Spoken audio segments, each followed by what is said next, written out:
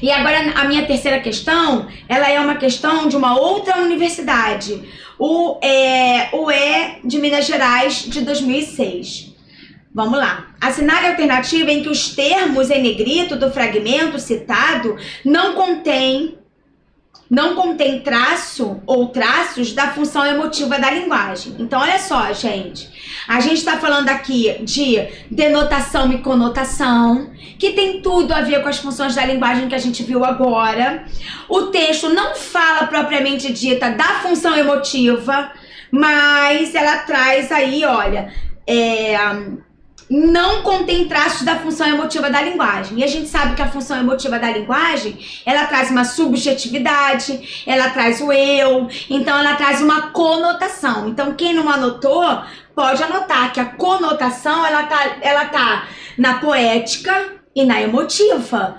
Eles podem colocar isso numa prova. Então a função poética que trabalha com a mensagem, né? E a função emotiva que trabalha com o eu, com a subjetividade. Então a função e a conotação, ela tá muito evidente nessas duas funções da linguagem. Então o que ele quer aqui? Ele quer aquela que não tem essa subjetividade, que não tem essa conotação. Então vamos lá. Ó, letra A. Os poemas, infelizmente, não estão nos rótulos das embalagens, nem junto aos frascos de remédio. Letra B.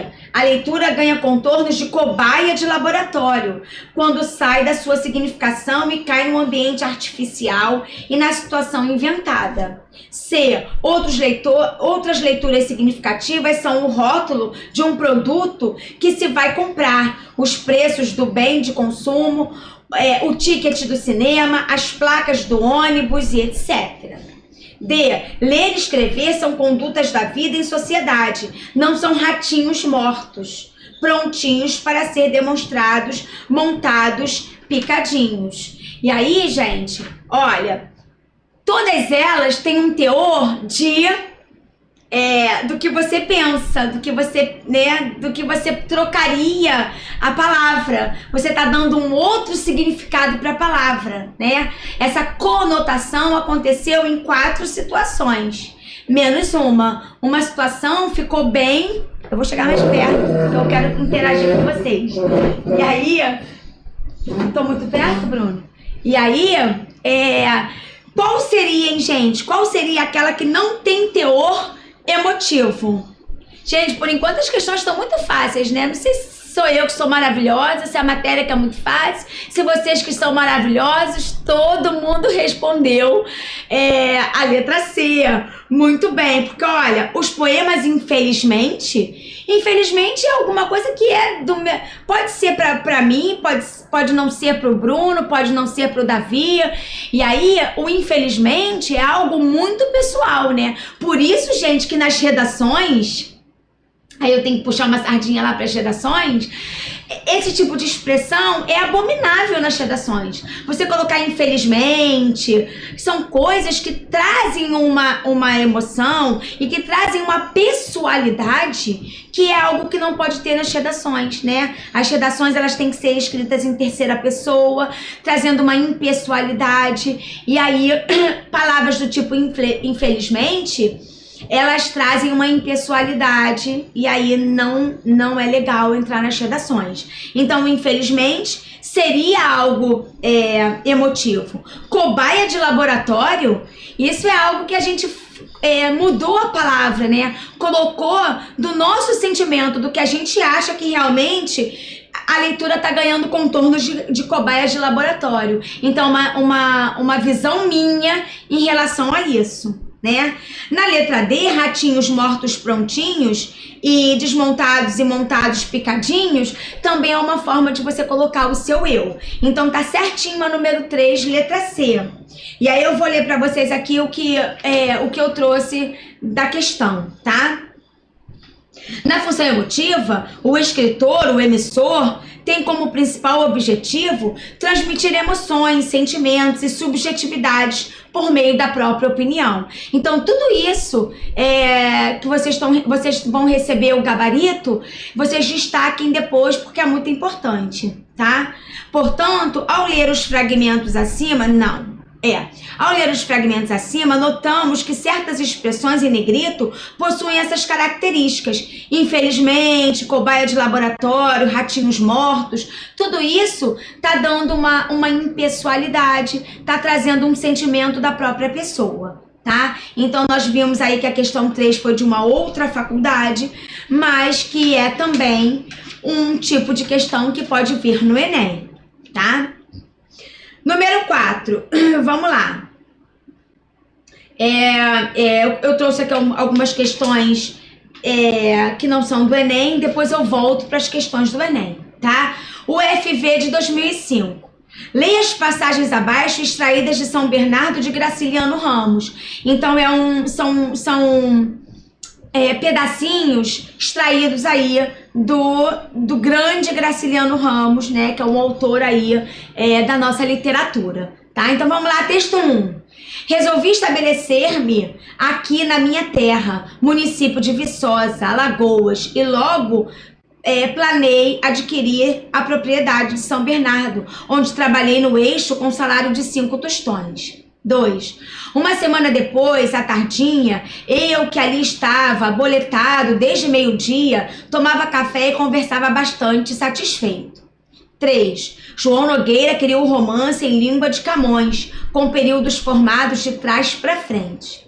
4. Já viram como perdemos tempo em procedimentos inúteis? Não era melhor que fôssemos como os bois com inteligência? Haverá estupidez maior que atormentar-se um vivente por gosto? Será? Não será? Para que isso? Procurar dissabores? Será? Não será? Texto 5. Foi assim que sempre se fez, respondeu Azevedo Gondim. A literatura é a literatura, seu Paulo. A gente discute, briga, trata de negócios naturalmente, mas arranjar palavras com tinta é outra coisa. Se eu fosse escrever como falo, ninguém me lia. Assinale a alternativa, e aí foram os 5 textos, né? E aí deu para vocês perceberem o teor de cada texto. Quem aprendeu as funções da linguagem já entendeu o que cada texto tinha uma função da linguagem diferenciada, né? E aí, ó, assinale... Calma aí. Assinale a alternativa em que ambas as passagens demonstram o exercício da metalinguagem em São Bernardo. Então, quando ele estuda o código pelo código, a linguagem pela linguagem, quando trabalha uma coisa mais impessoal. E aí, quais desses textos, gente, vocês acham que estaria trazendo aí o código pelo código, está trazendo tá dando uma definição, ou tá dando um conceito, ou tá trabalhando a linguagem pela linguagem? E aí?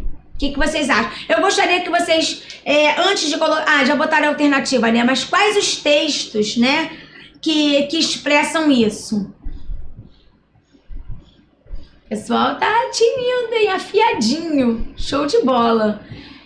Muito bem, Rafa, muito bem. É o 3 e o 5, muito bem. O texto 1, resolvi estabelecer-me aqui na minha terra, é uma questão emotiva, né? Ele tá trabalhando, ele tá falando uma coisa que ele passou, né? Então, o primeiro texto é emotivo.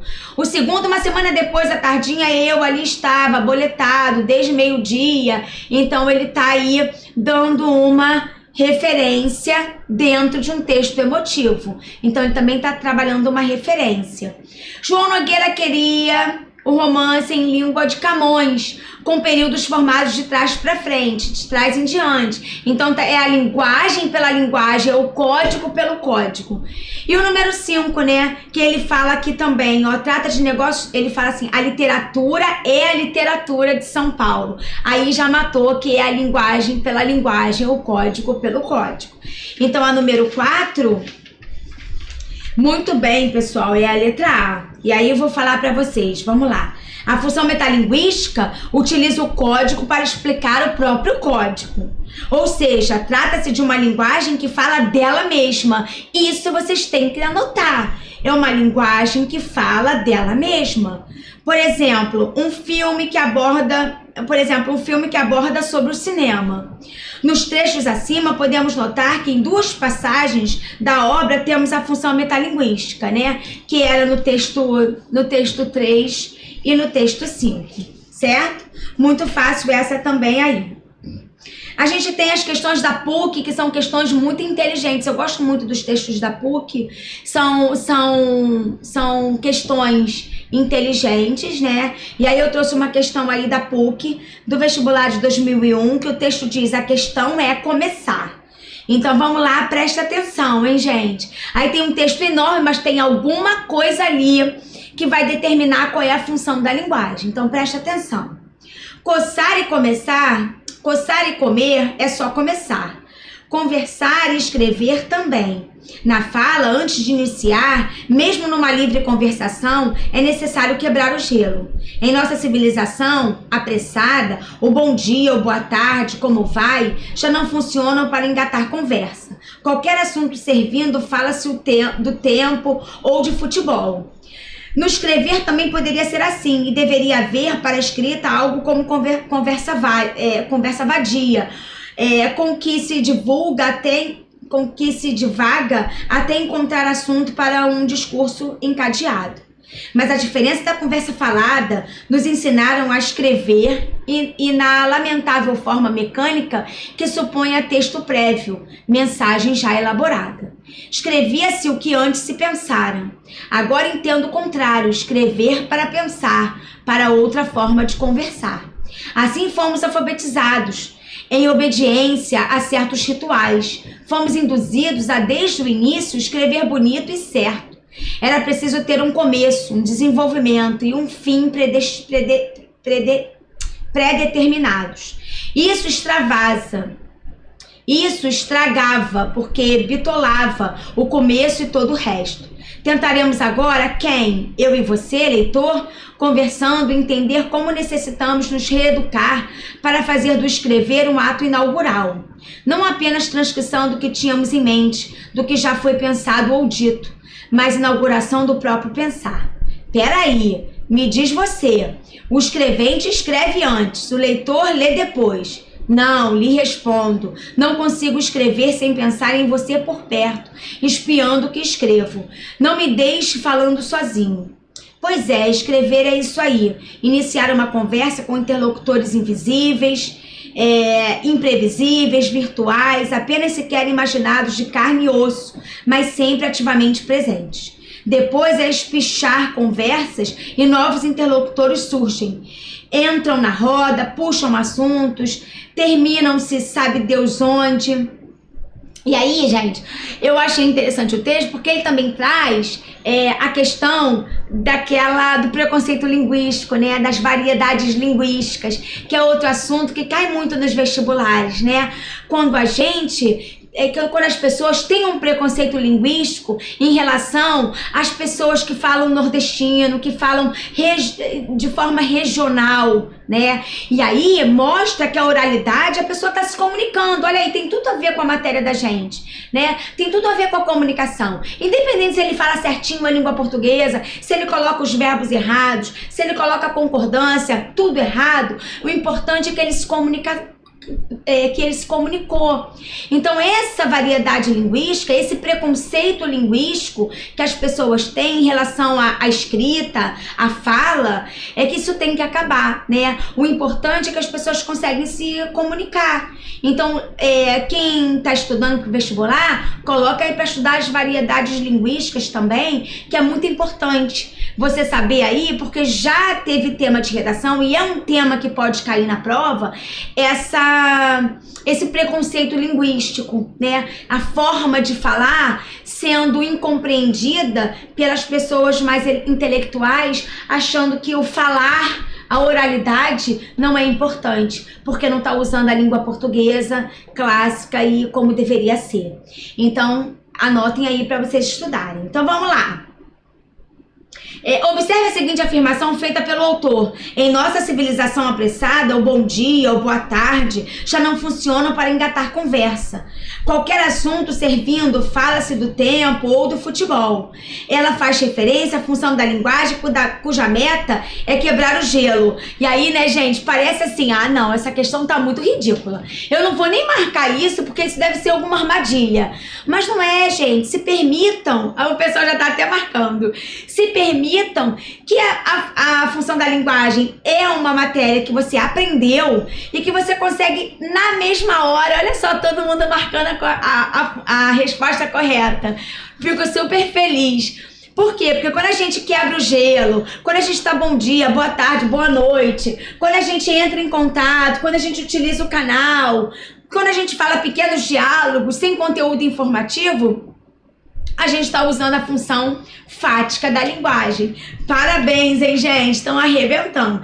Ou as questões estão muito fáceis, ou vocês estão estudando mesmo. Então vamos lá, questão 5.